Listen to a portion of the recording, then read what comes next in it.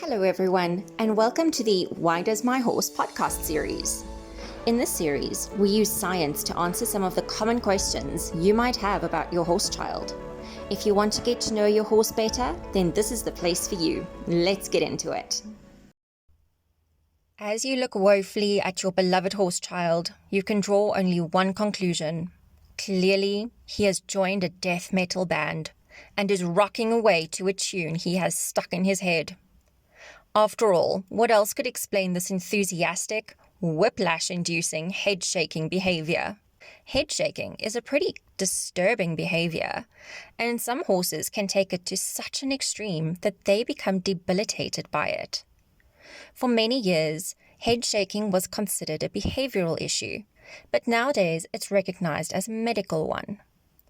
It should be noted that there is a difference between head-shaking and head-bobbing, although the two overlap in many ways and make it quite complicated to tell the difference. Head bobbing normally accompanies other stress-related behaviours, like pawing or weaving, most often during high anxiety times, such as feeding time. Although there are some similarities between the two behaviours, true head shaking occurs in circumstances that can't possibly be linked to stress, anticipation, or anxiety. Head-shaking horses sometimes rub their faces against their legs or strike their faces with their front legs. To muddy the waters even further, they sometimes stop when they change venue, making it look very much like a behavioural issue. These annoying complications are the reason why it wasn't considered a medical issue until fairly recently. When we look at medical reasons for head shaking in horses, we come up with a list as long as your arm. There are innocent reasons, like the horse having ticks in his ears or a piece of grass lodged in his nose. These are easy to fix and will quickly alleviate the headache your horse probably has. Most owners have the wherewithal to check their horse's ears, eyes, and noses for any sign of obvious discomfort, much to the disgruntlement of the horse. Once we have satisfied ourselves that we really can't see anything, we normally get a vet on board to start doing some investigating. They are looking and hoping to find something straightforward, like a painful tooth, sinusitis, or an obstruction higher up in the nostrils. In this pursuit, they will check the teeth properly for signs of pain or infection, and possibly do an endoscope to check out the nasal cavity and airways to make sure everything is clear. Once all the obvious surface stuff has been cleared, the investigation goes into a whole new direction. From here, the reasons for head shaking start to become a bit more ominous. There are allergies, whether to pollen, grasses, dust, or other free-floating particles. This is the case for about 60% of head shakers, and in about a quarter of horses, a nose net reduces the head shaking up to 75%. Another possible reason for head shaking is light sensitivity, which is a strong reaction to sunlight. These horses do well tucked away out of direct sunlight during the brightest hours of the day. Then there are potential dietary deficiencies, leading to tingling of the nerves in the face, although academic sources still lack enough objective evidence of this. Some owners do swear by it.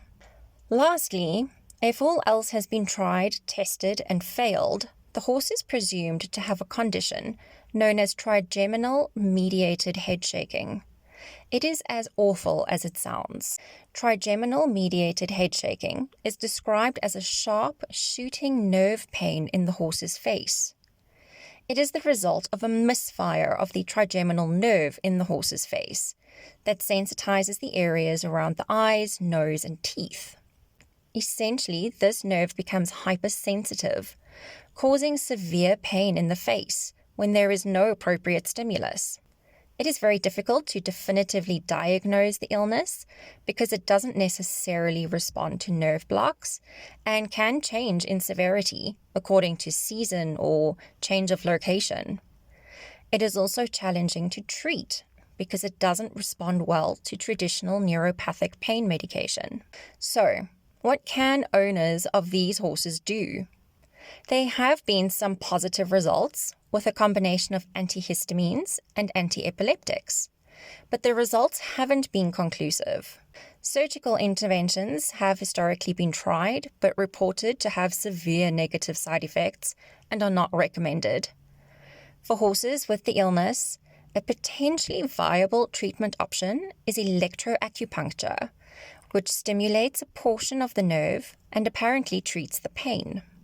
It must be hard to understand just how much pain our horses are in when they engage in devastating head shaking, and the treatment options are frustratingly inconclusive.